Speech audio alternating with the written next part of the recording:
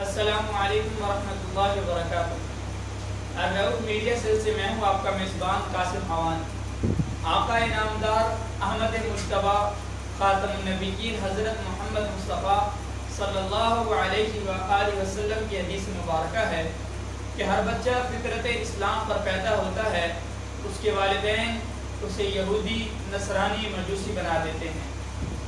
اگر غور کیا جائے تو آقا انعامدار صلی اللہ علیہ وسلم نے اس حدیث میں زوال میں بگاڑ کا ذریعہ اور سبب ذکر کیا ہے کہ حق سبحانہ و تعالی نے انسانی قالب، روح اور ذات کو اس انداز میں ڈھالا اور بنایا ہے کہ اللہ تعالی نے اس کے اندر ضمیر نام کا ایک رہنما رکھ دیا ہے جو اس کو وقتاً فوقتاً گاہے بگاہے سیدھے راستے پر چلنے کے احکامات دیتا رہتا ہے، جس کی دلیل عہد الست ہے۔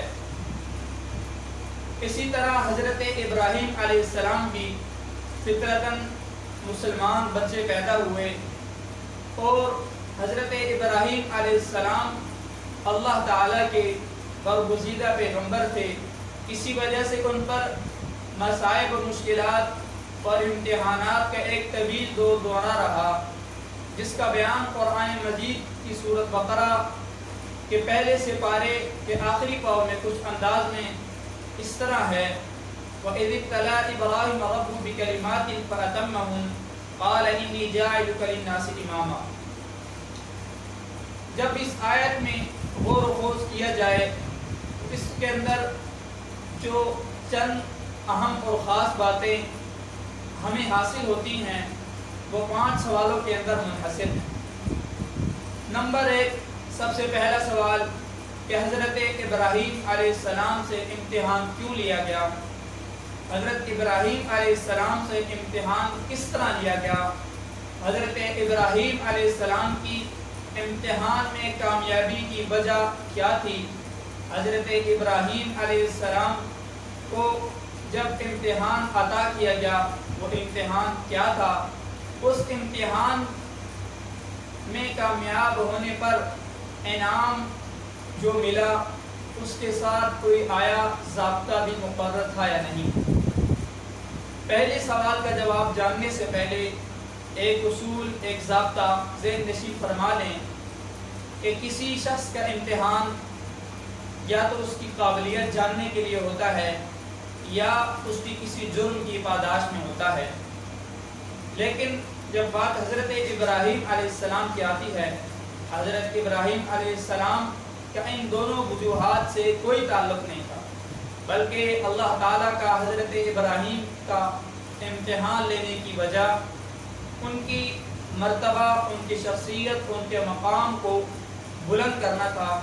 اسی لیے اللہ تعالیٰ نے حضرت ابراہیم علیہ السلام کی بچپن سے ہی طرح طرح کی مشکلات و مصائب میں ان کی تربیت کی ابتدا شروع کر دی تھی۔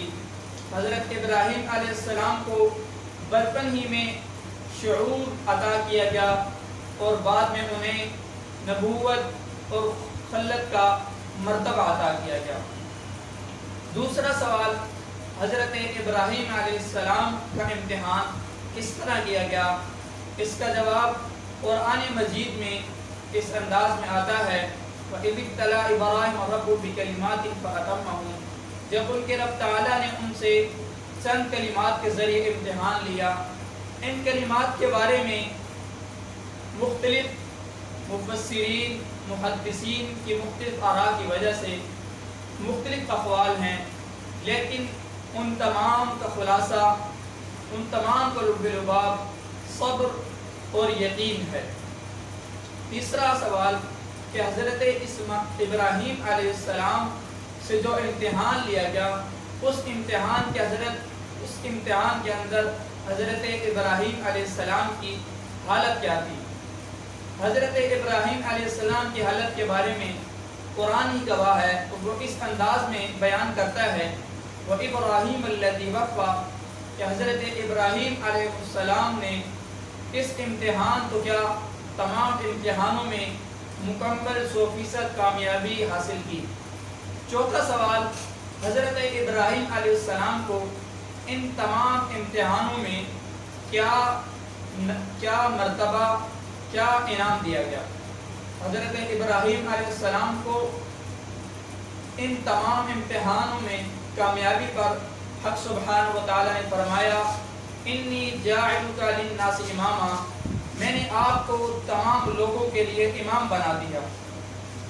اس کے معنی میں غور و خوض کیا جائے تو ہر طرف دیکھا جائے یہود و نصارہ، تمام مسلمان، اسلام قدم بھرنے والے، تمام قومیں، تمام مذاہب اپنے آپ کو ملت ابراہیمی پر ہونے کا دعویٰ کرتے ہیں۔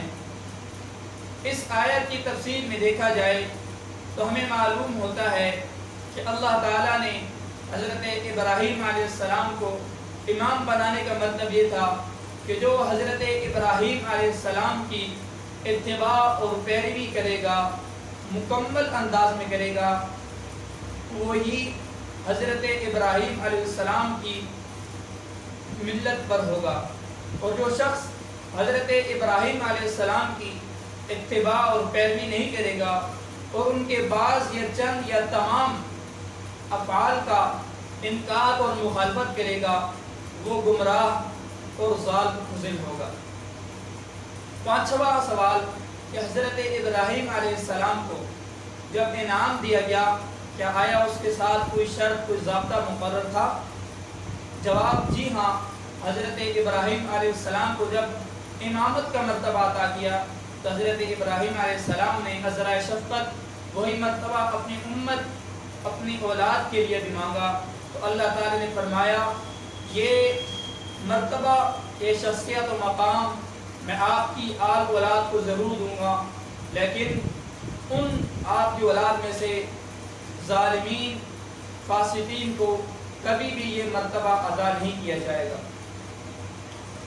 الغرض ہم مسلمانوں پر بھی حضرت ابراہیم علیہ السلام کی مکمل پیروی کرتے ہوئے یہ بات لازم پکڑنا ہوگی کہ ہمیں بھی کسی ایسے شخص کو جو نافرمان اور حدود اللہ اور احکام اللہ سے روگردانی کرنے والا ہو، اس کو کبھی بھی اپنا امیر، اپنا نمائندہ کبھی بھی منتخب نہیں کرنا چاہیے۔ آج تک کے لیے اتنا ہی۔ اپنے میزبان قاسم عوان کو اجازت دیجیے، ملتے ہیں انشاءاللہ اگلی ویڈیو میں۔ السلام علیکم۔